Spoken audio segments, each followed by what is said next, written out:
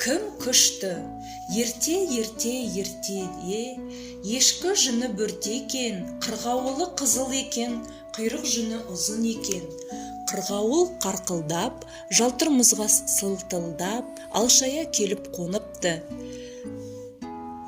Шаты айырылып қалыпты, қисая жатып қырғауыл сонда мұздан сұрапты. Мұз, сен неден күшті болдың? Мен күшті болсам, бауырымды жаңбырға тестірмес едім. Жаңбыр, сен неден күшті болдың? Мен күшті болсам, жерге жұтқызар ма едім? Жер, сен неден күшті болдың? Мен күшті болсам, көк шөпке бауырымды жалдырмас едім.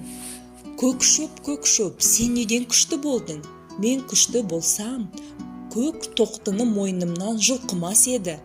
Көк тоқты, сен неде күшті болдың?